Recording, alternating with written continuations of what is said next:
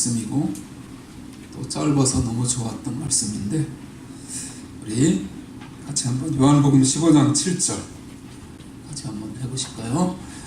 너희가 내 안에 거하고 내 말이 너희 안에 거하면 무엇이든지 원하는 대로 구하라.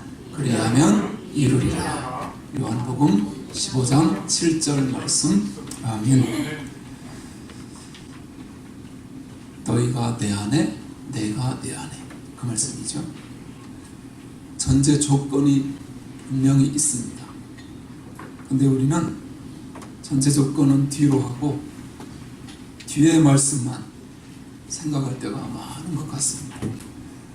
무엇이든지 원하는 대로 구하라. 그리하면 이루리라고 분명히 말씀하셨는데 왜 안 이루어 주시냐 컴플레인을 할 때가 많습니다.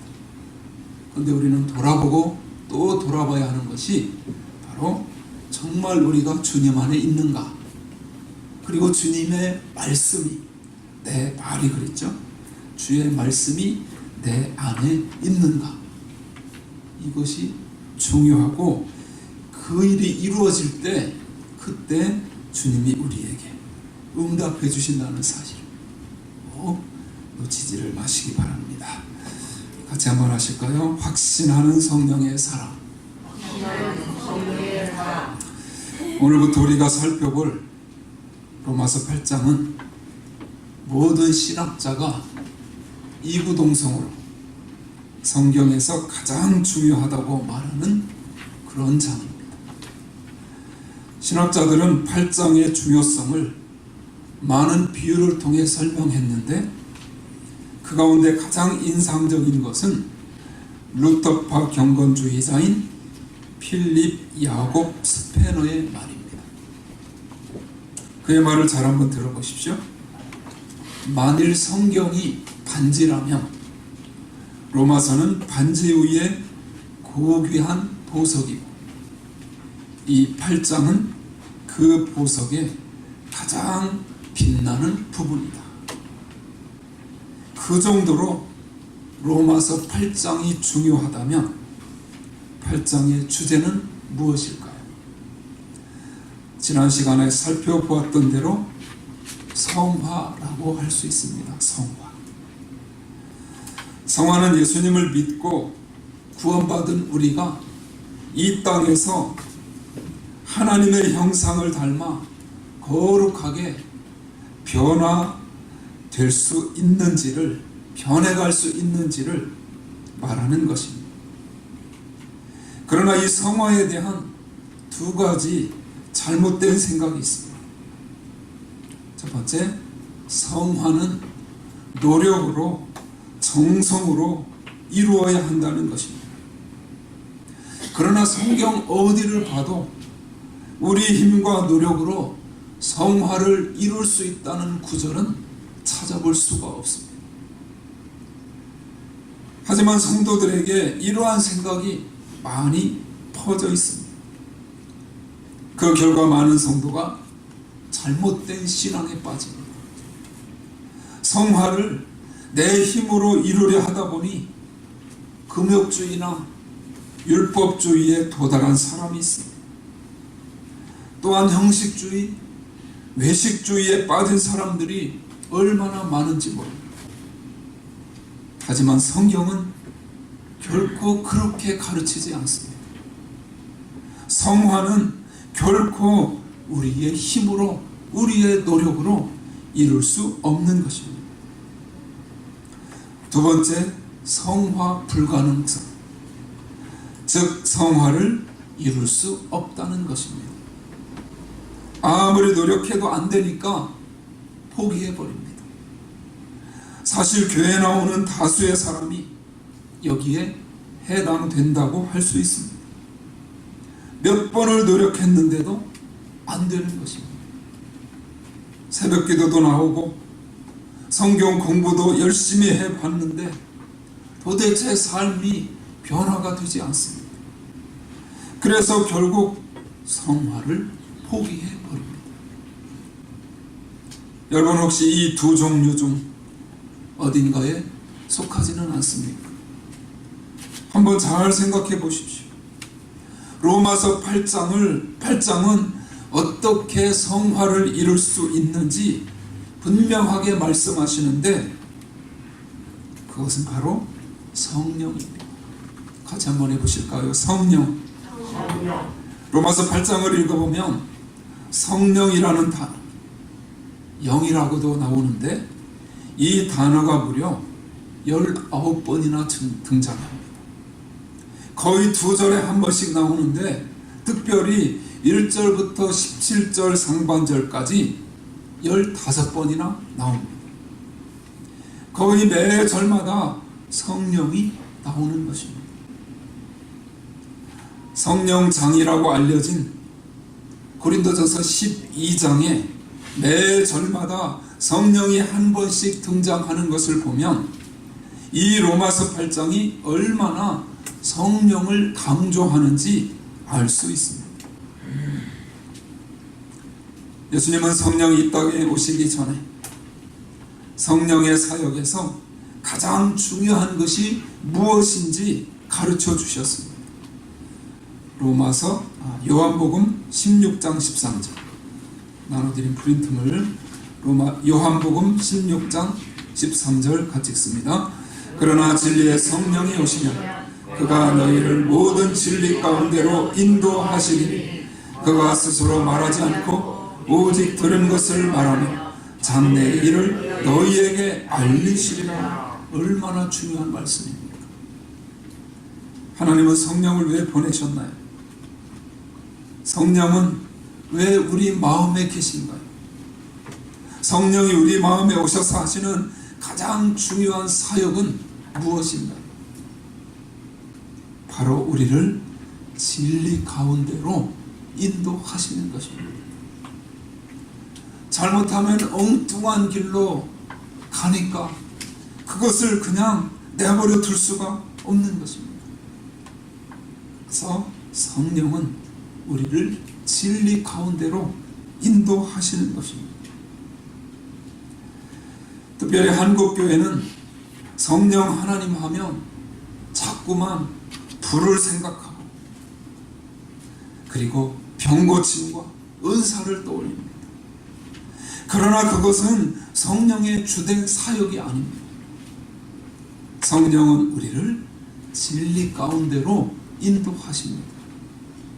로마서 8장에서 성령은 어떻게 우리를 진리 가운데로 인도하시나요? 그 진리는 어떤 것인가요? 이제 몇 가지 진리를 함께 살펴보기 원합니다.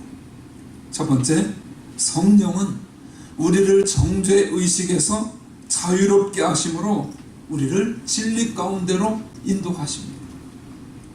그러므로 우리는 어떻게 반응해야 할까요? 성령께 순종하여 죄책감을 벗어버려야 합니다.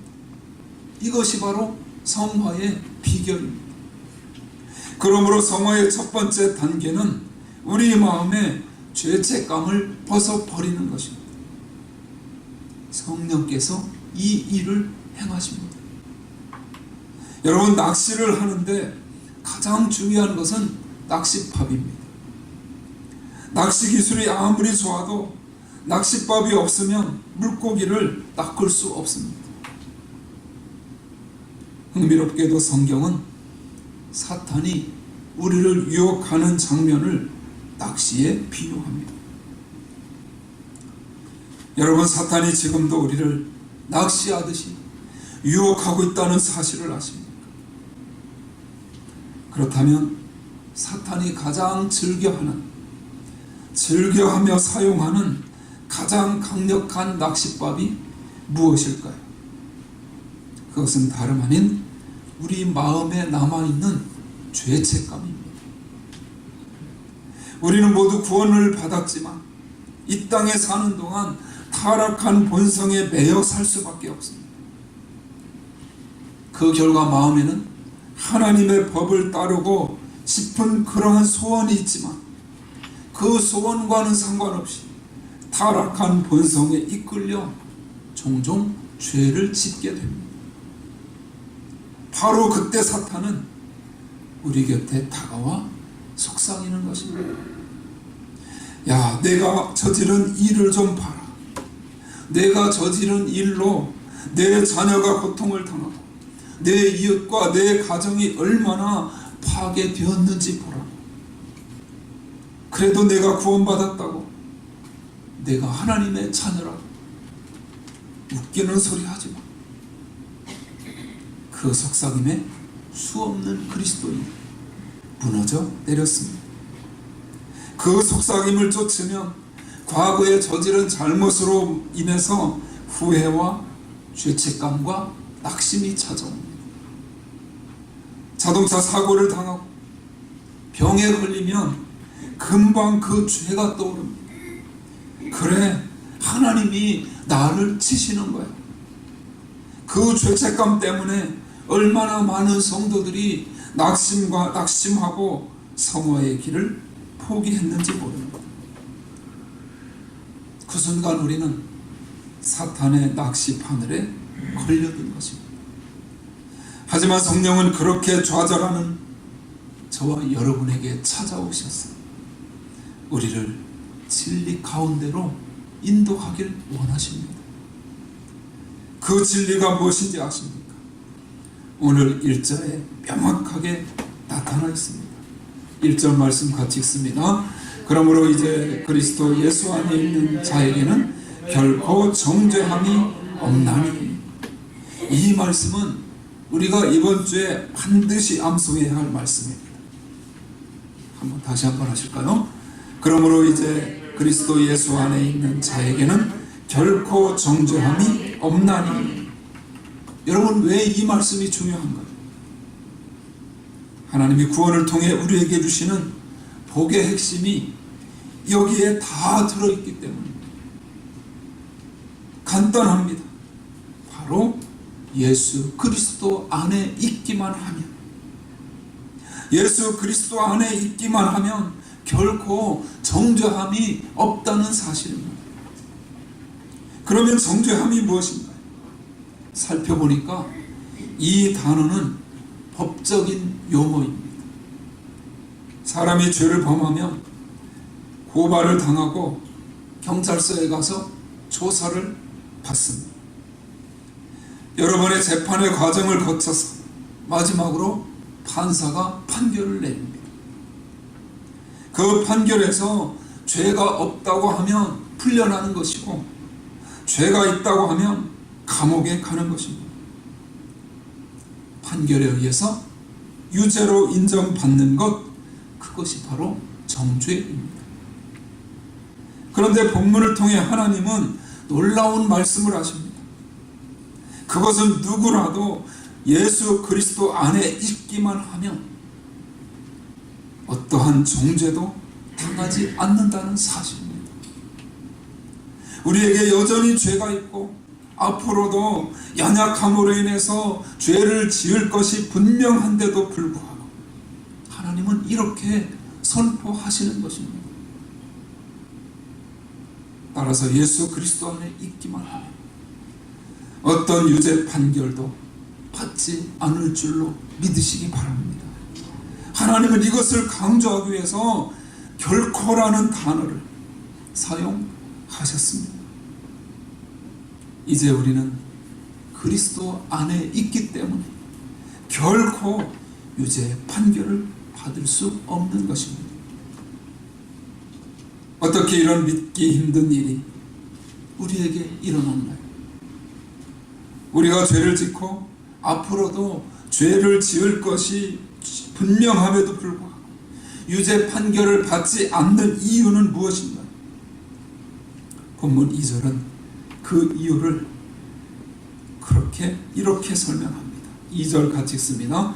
이는 그리스도 예수 안에 있는 생명의 성령의 법이 죄와 사망의 법에서 너를 해방하였음이니라.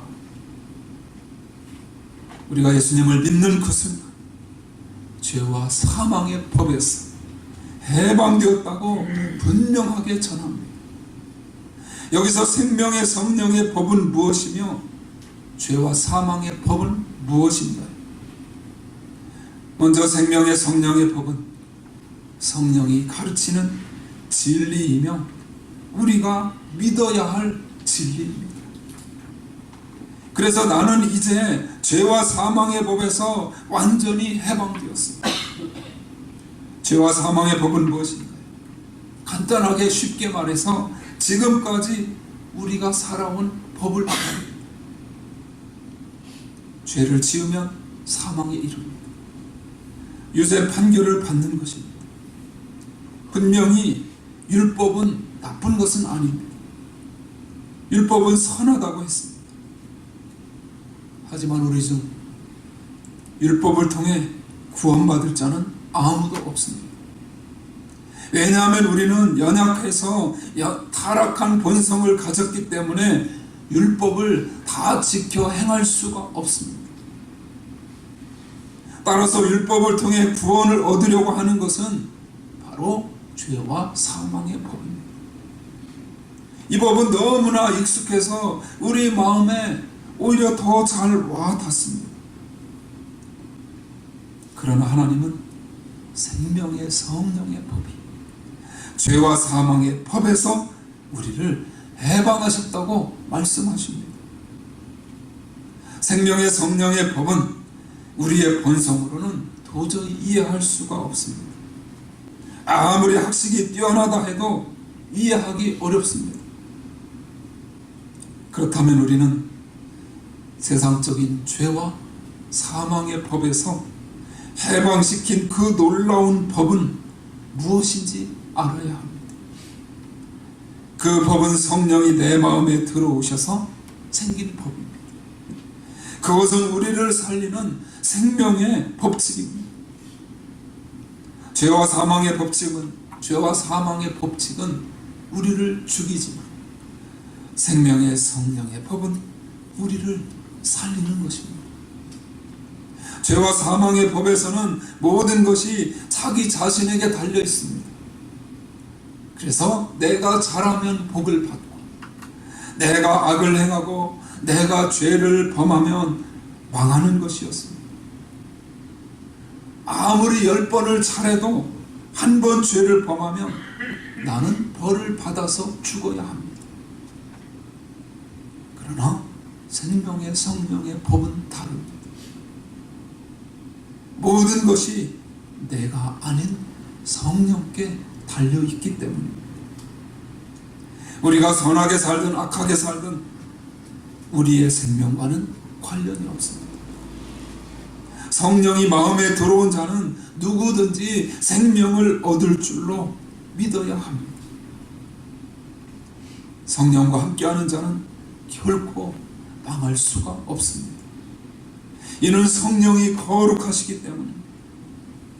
이것이 바로 성령의 법입니다.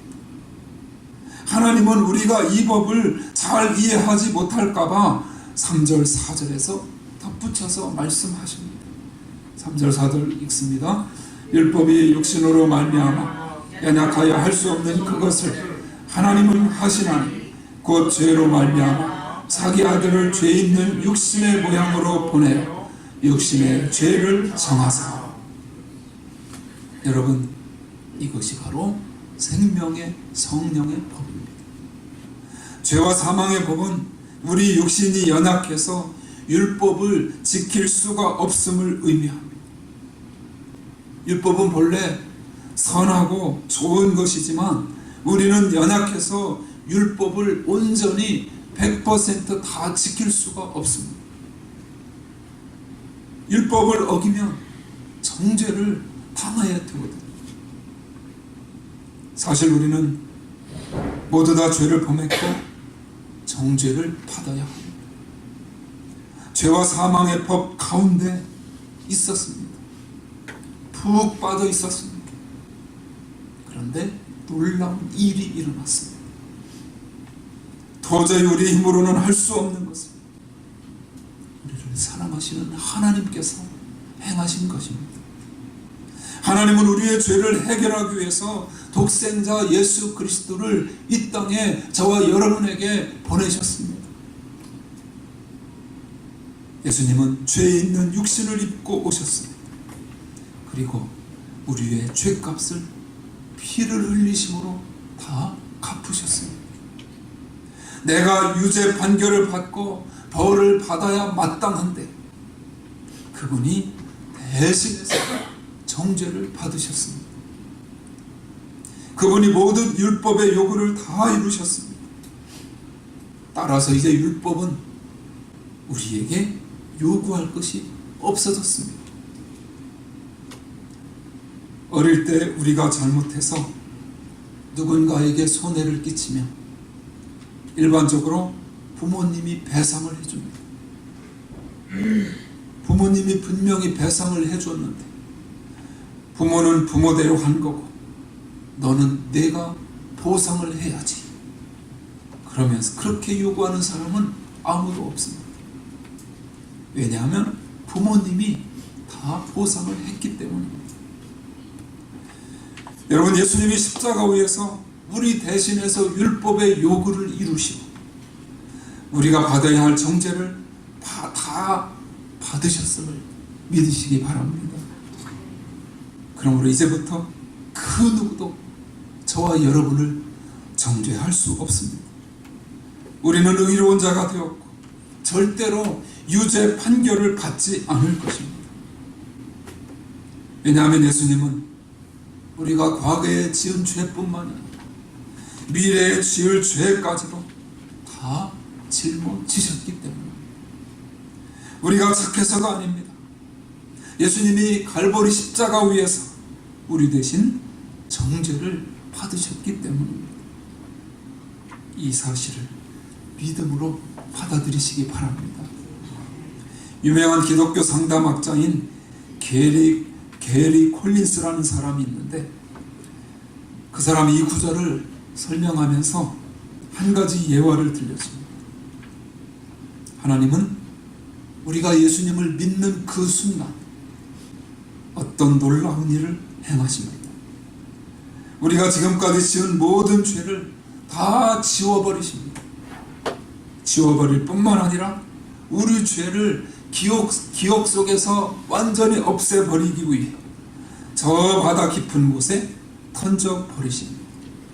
완전히 매장시키는 것입니다. 그리고 그 바닷가에 팻말 하나를 세워놓습니다. 그 팻말에는 낚시 금지라고 적혀 있습니다. 여러분, 하나님은 팔짱을 끼고 보좌에 앉아 우리의 죄를 용서하신 것이 아닙니다. 이 땅에 육신을 입고 오셔서 육신의 죄를 담당하셨습니다. 예수님이 우리의 죄값을 대신 갚으셨습니다. 그분이 갈보리 십자가 위에서 유죄 판결을 우리를 대신해서 받으신 것입니다. 그러므로 이제 그리스도 예수 안에 있는 자에게는 결코 정죄함이 없습니다. 물론 우리가 과거에 지은 큰 죄는 우리 기억에 남아 있습니다. 그리고 사탄은 그것을 통해 계속 역사합니다. 우리는 사탄의 음성에 귀 기울이지 말고 우리를 진리 가운데로 인도하시는 성령의 음성에 귀를 기울여야 할 줄로 믿습니다. 그래서 우리는 성령이 정죄하는 마음을 없애고 우리가 성령의 순종함으로 죄책감을 떠나보낼 때 성화를 이루게 되어지는 것입니다. 두 번째로, 성령은 우리를 죄에서 자유롭게 하십니다. 그러므로 우리는 성령께 순종하여 죄의 지배에서 벗어나야 합니다. 흔히 구원을 세 가지 시제로 이야기합니다. 첫 번째는 칭의입니다. 칭의. 이것은 과거적 구원이요 신분적 구원입니다. 두 번째는 성화입니다. 칭의, 성화. 이 성화는 현재적 구원이요 과정적 구원입니다. 현재 우리가 이루어야 할 구원으로 과정 중에 있는 것입니다. 세 번째는 영화입니다. 칭의, 성화, 영화. 영화는 이 땅에서는 불가능합니다. 우리가 주님 만나는 날, 우리 몸이 부활하는 날에는 죄를 짓고 싶은 마음이 전혀 없어지는 것입니다. 바로 이것을 종국적 구원 또는 미래적 구원이라고 말합니다. 간단하게 칭의, 과거적 구원, 신분적 구원, 성화, 현재적 구원, 과정적 구원, 그 다음에 영화, 종국적 구원, 미래적 구원.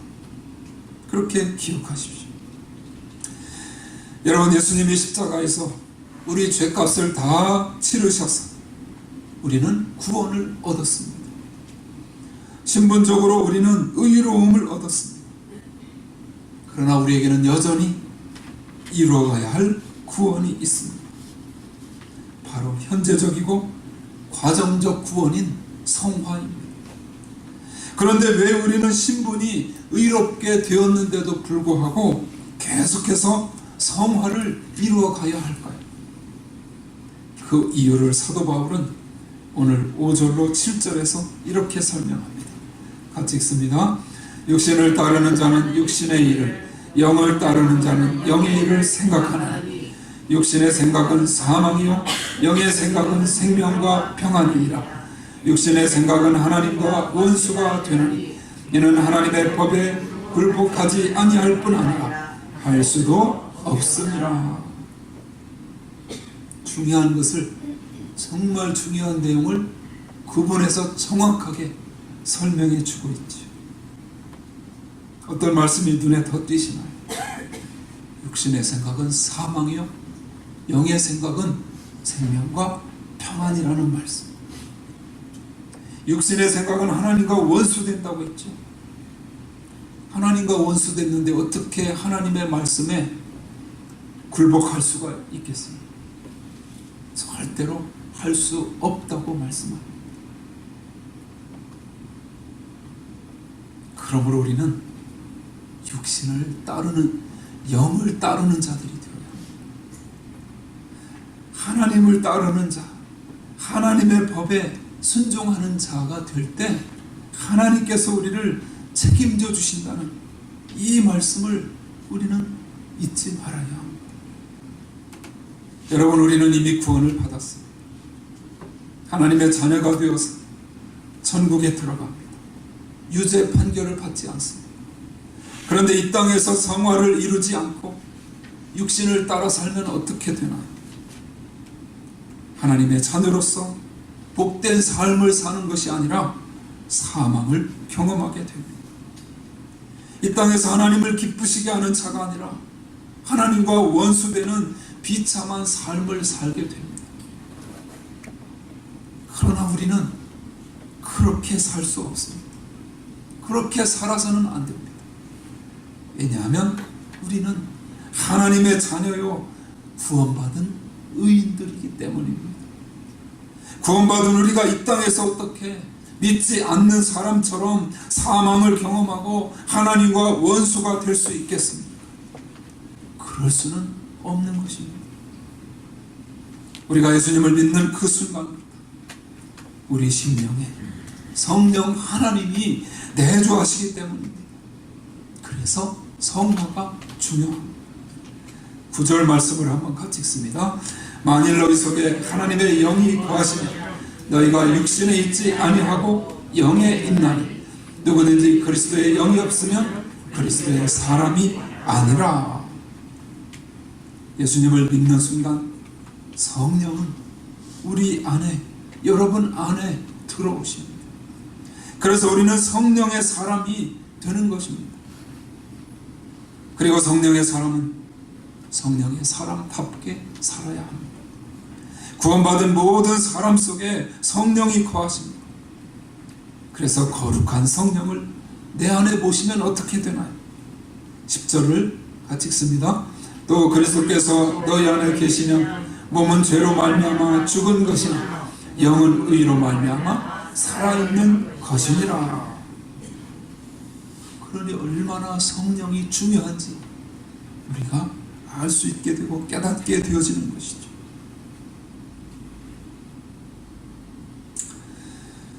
우리가 이 땅에 사는 동안 부패한 본성은 늘 죄에 끌리기 마련입니다.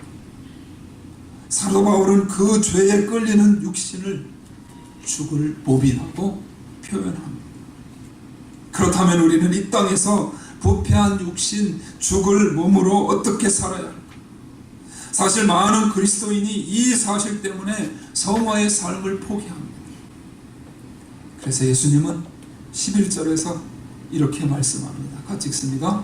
예수를 죽은 자 가운데서 살리신 이의 영이 너희 안에 거하시면 그리스도 예수를 죽은 자 가운데서 살리신 이가 너희 안에 거하시는 그의 영으로 말미암아 너희 죽을 몸을 살리시리라.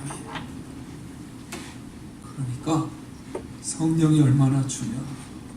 성령이 우리 안에 거하느냐 거하지 않느냐에 따라서 사느냐 죽느냐가 판가름 난다고 말씀하고 있습니다.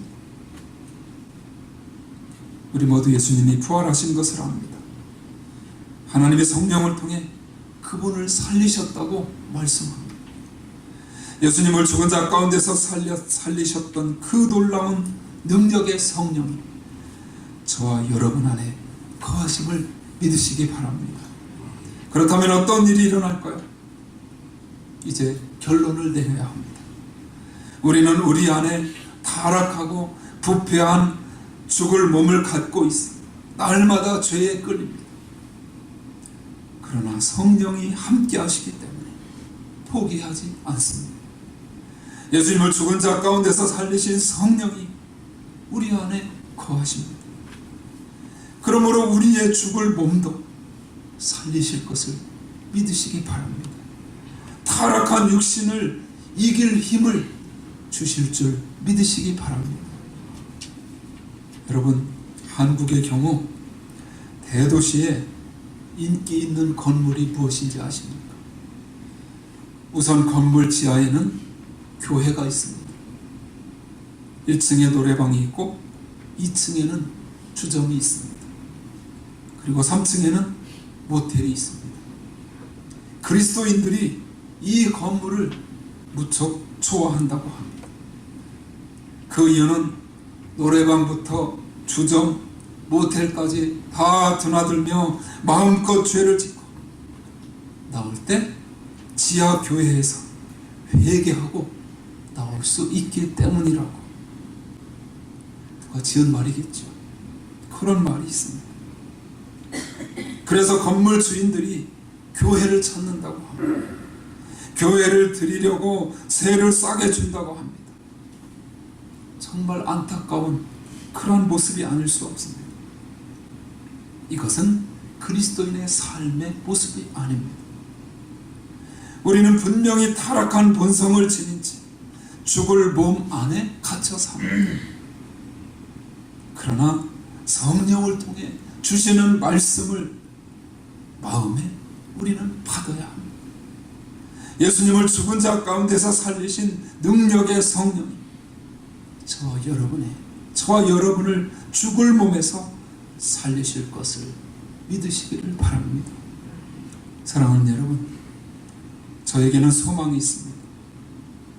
내 힘으로 할 수 없고 지금은 죽을 몸 가운데 있지. 성령께 순종하고 나를 내어드리면 언젠가 그분이 나를 그리스도의 형상에 이르는 성화된 존재로 만드실 것이라는 소망입니다.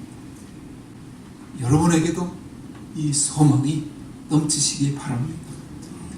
성령은 우리를 변화시키기 원하십니다. 그 성령께 자신을 온전히 내어드리는, 그래서 변화되고 새로워지는 성령의 사람, 살리는 역사를 위해 쓰임받는 성령의 사람들이 다 되시기를 주님의 이름으로 축원합니다.